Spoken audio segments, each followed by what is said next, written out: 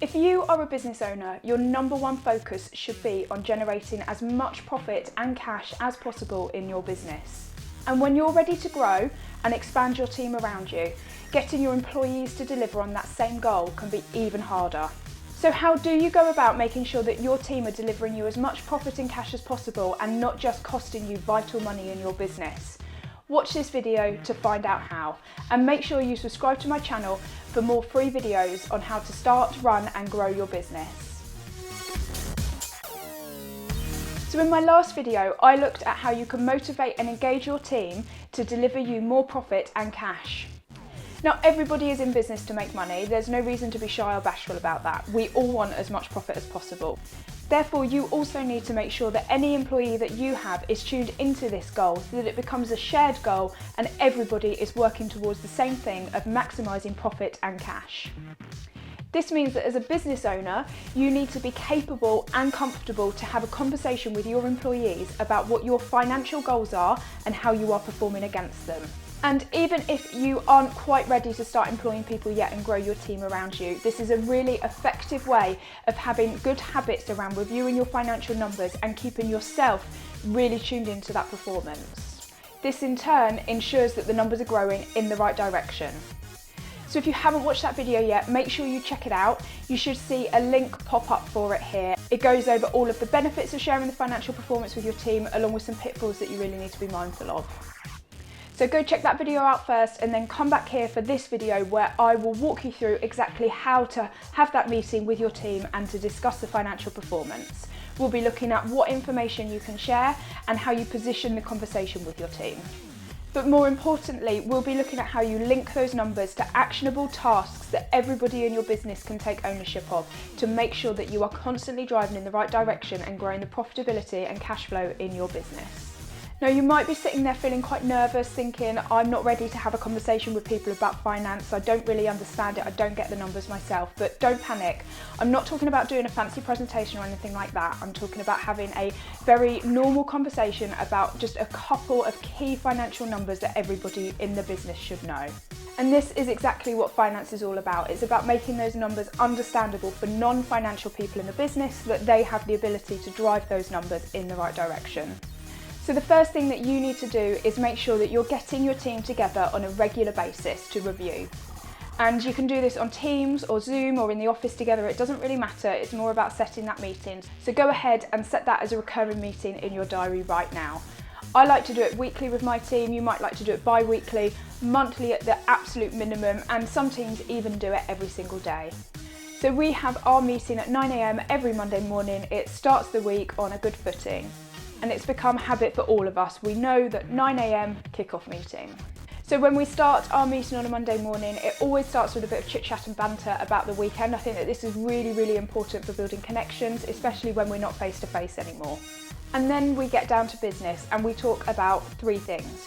We talk about our sales goal, our profit goal, and our cash flow goal. So sales is a nice and easy one to talk about because pretty much everybody will be comfortable with what we mean by the phrase sales or turnover. Whatever terminology you use in your business is okay. The key is to always be consistent and use the same terminology, as this helps to grow understanding. So when I'm talking to my team about sales, I share the monthly sales target and the annual sales target, and then I tell them how we're performing against it. So it's just these two numbers that I share, the monthly sales target and the annual sales target. So I share the numbers with them, but more importantly, I then ask them what they are going to do this week to help the business move towards achieving that goal of hitting our annual sales target. Now, some of your team might be sales based, and so they're likely to have an answer such as, I'm going to follow up on a quote, or I'm going to chase this brand new client that I've been working with. But what I think is really important here is to get the non-sales people focused on the fact that everything that they do on a day-to-day basis can still impact that sales number. So for example, Brenda on reception might say, we've got client X coming in this week, so I'm going to get some chocolate croissants because I know that they like them. Or James in accounts might say, I'll do the expenses forms for the sales team this week so they can focus on finishing that quote for that new customer we've got. What you're trying to do here is create a culture of teamwork and how every single individual working together, regardless of whether they're customer facing or not, can have an impact on how the company achieves its sales goal. So we're in our team meeting and we've done the chit chat. We've now talked about how we're performing against the sales target and what everybody in the business is going to be doing this week to move further towards achieving that annual goal. And now we're going to move on to talking about profit. Now, I know as British people in particular, we find this very difficult to talk about money, but you really need to put that to the back of your mind right now. And the more that you talk about this, the more comfortable you will become about discussing this with your team. There's absolutely nothing to be bashful of, and the only thing that can come out of this is that your team has a better performance and output. But when talking about profit, the positioning or the way that you talk about this with your team and the terminology that you use is really important. So when I make profit, I don't like to live it up and spend that money by going on fancy holidays and things like that. I want to grow my business. So that money goes back into my business and I reinvest it to help the business grow. Not only does that ultimately make more money for me in the long run, but it also means that there's more opportunities for my team to develop and grow. So therefore, when I'm talking about this goal with my team, I don't use the word profit as much, and I tend to refer to it as a reinvestment pot. That just really helps focus the team on the fact that we are doing this and trying to make profit to keep the business sustainable and healthy long term, and it's not about making short-term money. So when you're talking to them, you're not talking about making 50k of profit, you're talking about making 50k of profit so that you can pay for the new CRM system. And that way it just shifts everybody's focus and gets everybody really focused on this next growth initiative that the business will be working on. So in the meeting with the team, you follow the same structure. You will share the goal. So the goal for the reinvestment pot is to achieve 50k of profit within 5 months. So you'll track how you are performing against that goal and share the actual result with them. Now, because of the nature of the business, it's very difficult to get a feel of the profit on a daily or weekly basis, so I tend to share this goal on a monthly basis only. So we'll just talk about the profit goal only once a month with my team once the management accounts have been done. But I will still follow the same structure in every meeting, and I will still question the team on what they're going to do this week to work towards achieving that profit goal. So again, with your sales team, they might talk about things like customer retention, because ultimately that reduces your marketing costs because you're not constantly chasing new customers, you can get more profit out of existing customers. But you also want to make sure that everybody in the business is equally contributing to this goal. And if people are struggling to explain to you how they're going to work on delivering more profit in the business, then maybe some hints and tips are to talk about productivity and being more efficient in our day-to-day basis. So you could ask questions like, if they had a spare 30 minutes in the day, what would they do with it? It could be something like, I'm going to speed up this manual process, or I'm going to clean out the stationery cupboard, because that way everybody who goes to get stationery is just going to be a minute quicker every time, which ultimately this adds up over the course of the year and makes everybody more productive and therefore more profitable. So you're not looking for these massive, huge suggestions on how you can turn the business around and be game changing overnight. You're looking for these tiny noticeable things, or TNT as we refer to them, that really just help to drive the business forward constantly. Continuous improvement is what you're focusing on. Okay, so we're in our monthly or weekly team meeting. We've had a chit chat about our weekends. We've talked about our sales goal and how we're going to achieve that.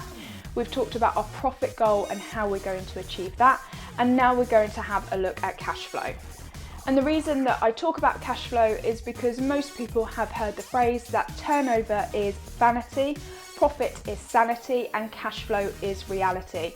A lot of really profitable businesses do go under purely because they do not have the cash flow in their business. So this is probably one of the most critical financial numbers that everybody needs to be managing actively on a daily basis. And probably the two numbers that are going to resonate most with your team are going to be your stock and your debtors. So they're two numbers that most businesses have. Some businesses won't have any stock and they won't have any debtors. And if that's the case, then probably your team isn't going to have that much ability to influence the cash flow number. So it's maybe not something that you discuss with your team. But if you do have stock or you do have debtors, make sure you're discussing these numbers regularly with your team.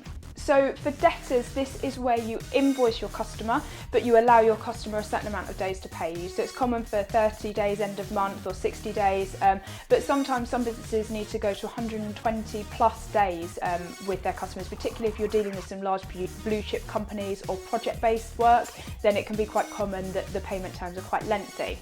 So when I talk to my team about the debtors number, I tend to just share the total debtors, so the total amount of money that is owed to us by our customers at any one point. And I think it's always really important that when you're talking about financial numbers, to make them resonate with people and make them understandable, you always need to put context with them. So when I'm talking about that debtors number, I always talk to my team about how many months worth of sales it is, because I want to drive home the message that all of the sales we did last month, we haven't actually been paid for yet. We've generated no cash into our business. And how I explain this to my team is that I say to them, you worked last month, you got paid, I got paid, we had to pay the rent on the office, but the business hasn't yet been paid for any of that work we've done. So that gap in cash flow is funded by the business owner with my own money. So my money sits in the business to fund the fact that I've paid you, but my customer hasn't paid us yet. So you want to talk to your team about the debtors number, share the total debtors and tie it back to how many months worth of sales is outstanding in cash.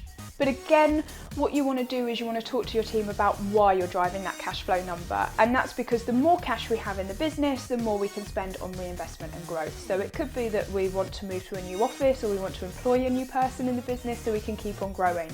So constantly I'm bringing it back to this message of growth in the business. The more cash we have in, the more we can grow. The more profit we have in, the more we can grow. And again, the important thing here to make the magic happen and really make a difference is to ask your team what they're going to do about impacting that cash flow number over the next week so that it's been driven in the right direction. So again, for the sales team, having conversations with customers about payment terms, really you want them to be mindful of what extended payment terms actually means to your business. So don't offer your customer 60 days, try and negotiate on 30 days instead. But also for the office team, how can they impact the number? So it's things like making sure that if the telephone rings in the office, somebody's answering it, because it could be a query from a customer about an invoice, for example. So no matter what anybody's role is in the business, they can impact this cash flow number. And if you are a business that does hold stock, then this is probably where an awful lot of your cash is tied up. It's always a challenge for stock-based businesses to hold stock for the shortest time possible, whilst maintaining the fact that they've got a wide range of products and that they've got stock available when customers want to buy it and that they're not waiting long lead times. So managing stock is really, really difficult. So again, being open and honest with your team about the issues around stock, why it's important to have some cash tied up in stock but not too much, and making sure that you strike that right balance. So as with the debtors number, I would talk to them about the total stock value that you hold in your business and tie it back to sales to add some context. So talk to them in a proportion of months sales. So do you hold 1 month's worth of sales in stock or 2 months, for example? And again, challenge them on what they are going to do to try and manage that stock number more appropriately. So you don't always want to drive the stock number as low as possible, but you want to make sure that you're only putting stock in when stock is required and that that cash flow isn't tied up in unnecessary stock. So suggestions from your team, such as selling old obsolete stock on eBay to free up a small amount of cash, or perhaps even tidying up the warehouse so that you get less damages and lost product and things like that. They're really good examples of how you can manage your stock better and free up your cash flow. Okay, so now we've done our weekly team meeting, we've had a bit of chit chat about the weekend and we've done some team bonding, we've shared our sales goal, we have shared our profit goal, or our reinvestment goal as I like to refer to it, and we've also talked about cash flow. The two biggest numbers in our cash flow are our debtors and our stock. But where the magic really started to happen was when we questioned the team about how they are going to perform in the next week and what they are going to do to drive those numbers in the right direction and help us all achieve our goal. And as I said, you're not really looking for your team to come up with any fancy new strategies or completely restructure the business or anything like that. You're looking for just these tiny noticeable things that ultimately will add up. So one way to think about it is that if you have a meeting every single week, that's roughly 50 meetings a year. So if one person in your business just does 50 things a year to drive you towards your profit goal, you can only imagine the impact that that will have in helping you achieve your goal. So I really don't want any business to think that they're too small or too big to be doing this. I think this is a really good way of managing your team and getting everybody in the business tuned into a shared goal. So whatever your goal, whether it's a financial goal or a non-financial goal, make sure that you're talking to your team in this way. Small, noticeable things, tiny little actions that all add up. And I'll let you into a secret. When it was just me in my business, I used to do this every single week. I used to review my financial numbers, and I used to write down the tiny noticeable things that I was going to do that week to make those numbers move in the right direction. So even if it's just you on your own in your business, make sure you're doing this. So if you found this information helpful, make sure you subscribe to my channel for more free and invaluable advice from an accountant and finance director like me.